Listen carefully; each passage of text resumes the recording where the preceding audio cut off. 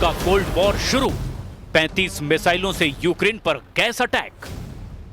रूस ने एक बार फिर से यूक्रेन पर तूफानी हमलों से अमेरिका और नेटो की बोलती बंद कर दी है। रात भर रूसी मिसाइलों और ड्रोन हमलों से यूक्रेन के गैस प्लांट और यूक्रेनी सैन्य अड्डों पर भीषण हवाई हमले हुए हैं। हम आपको दिखाने जा रहे हैं कि कैसे रूस ने साबित कर दिया कि वो कागजी शेर नहीं बल्कि वो रूसी भालू है जो कभी भी अपने दुश्मनों को जिंदा नहीं छोड़ता। रूस के इन हमलों का गहरा असर यूक्रेन पर पड़ा है। ज़ेलेंस्की ने दावा किया कि रूस के इन हमलों से हजारों यूक्रेनी सर्दियों में गर्मी के लिए तरस जाएंगे।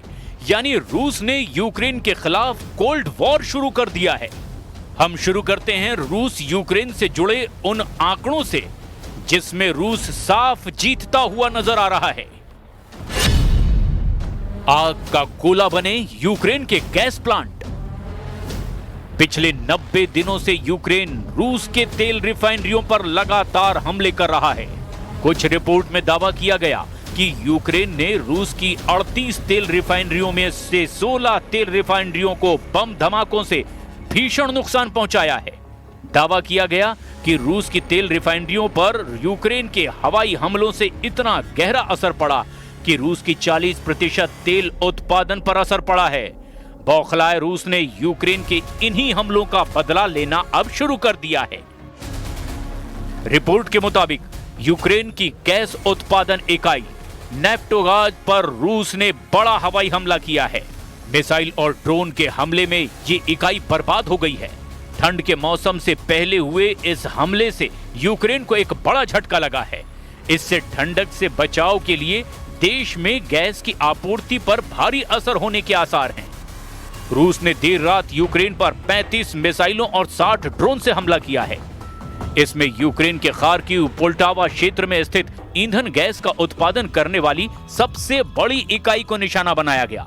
नेफ्टोगाज के सीईओ सर्गी कोरेत्स्की ने कहा कि इस गैस की आपूर्ति सेना को नहीं होती थी। इसके बावजूद रूसी सेना यहां पर हमला कर रही है। रूस के हमले की वजह से ही यूक्रेन के कई शहरों के हजारों घरों में बिजली और गैस की आपूर्ति ठप हो गई है। Способи завдати більше шкоди нашим людям. Тільки в одному цьому ударі саме по газовим об'єктам було 35 ракет, в тому числі балістика. Комбінований удар.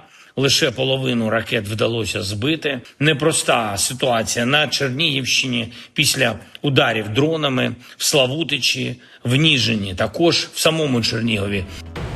इस बीच यूक्रेन ने भी पलटवार करते हुए कजाकिस्तान सीमा के नजदीक मौजूद रूसी शहर ओरस्क की ऑयल रिफाइनरी पर ड्रोन से हमला कर दिया। इस हमले के बाद रिफाइनरी परिसर में आग की लपटें उठती देखी गई। इस हमले से हुए जानमाल के नुकसान का अभी तक पता नहीं चल पाया है। इधर कुछ रिपोर्ट्स में दावा किया गया कि वॉशिंगटन में मौजूद centre for studies and international studies का अनुमान है कि 2.5 लाख से ज्यादा रूसी सैनिक और 60,000 से 1 लाख यूक्रेनी सैनिक मारे गए हैं। इस बीच संयुक्त राष्ट्र ने सितंबर में बताया था कि युद्ध में 14,100 से ज्यादा यूक्रेनी नागरिक मारे गए हैं। द मॉस्को टाइम्स के मुताबिक इस युद्ध में 620 से ज्यादा रूसी नागरिक भी अपनी जान गंवा चुके हैं। दूसरी तरफ रूसी रक्षा मंत्रालय ने भी इस साल यूक्रेनी क्षेत्र के 4,714 वर्ग किलोमीटर पर कब्जा करने का दावा किया था। वॉशिंगटन स्थित think tank institute for the studies of war यानी ISW का अनुमान है कि रूसी आंकड़े का वास्तविक आंकड़ा 3,434 वर्ग किलोमीटर के करीब है। रूस कब्जे का ज्यादा इलाका बता रहा है। खबर है कि 25 से 29 सितंबर के बीच रूसी सेनाओं ने निप्रोपेट्रोव्स्क में भी कलिनोवस्कोय, इस्टोपोय और डोनेस्क में डेरिलेवो, मेस्कोय, सेंड्रीगोलोव और किरोवस्क पर कब्जा करने का दावा किया।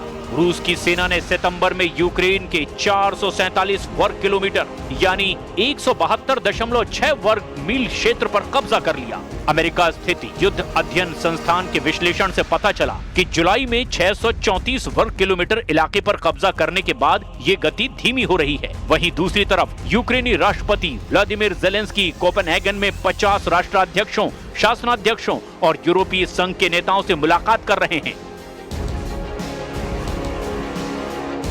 Russia will not stop until they are forced to do so. And they are a threat, not only to Ukraine, but to all of us. Today, we have one major task ahead of us. We have to make our common Europe so strong that war against us becomes unthinkable. And we have to do it now. इधर Putin की एक करीबी media हस्ती ने दावा किया कि अगर राष्ट्रपति ट्रंप के इशारे पर अमेरिका के वित्त मंत्री स्कॉट बेसेंट ऐसा कोई कदम रूस के खिलाफ उठाते हैं तो फिर रूस हर हाल में अमेरिका में परमाणु धमाका कर सकता है।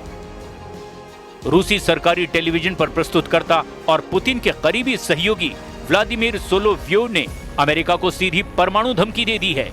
ये जानकारी पत्रकार जूलिया डेविस द्वारा ऑनलाइन पोस्ट किए गए एक वीडियो से मिली, जो रूसी मीडिया के क्लिप के साथ साझा की गई है। व्लादिमीर सोलोव्योव ने कहा कि उनका मानना है कि यूरोप रूस के खिलाफ युद्ध की तैयारी कर रहा है और मॉस्को को कठोरता और भयंकर तरीके से लड़ना चाहिए। व्लादिमीर सोलोव्योव का ये बयान पूर्वी यूरोप में बढ़ते तनाव के बीच आया है, क्योंकि पोलिश प्रधानमंत्री डोनाल्ड टस्क के मुताबिक पश्चिमी यूक्रेन पर रात भर के हमले के दौरान 19 रूसी ड्रोनों ने पोलिश हवाई क्षेत्र का उल्लंघन किया है। पोलैंड ने राष्ट्रीय सुरक्षा के लिए खतरा बताते हुए औपचारिक रूप से नेटो के अनुच्छेद 4 का इस्तेमाल किया और अपनी पूरी हवाई ताकत झोंक दी है। तीसरा विश्व युद्ध शुरू, परमाणु जंग से युद्ध का फैसला। यह अंदाजा लगाना बेहद मुश्किल है कि अगर परमाणु जंग छिड़ी तो कौन सा देश जीतेगा, लेकिन इस वक्त रूस ने अपने तेवरों से साबित कर दिया है कि रूस यूक्रेन में अपना मिशन पूरा करने के लिए अब किसी भी हद तक जाने को तैयार है।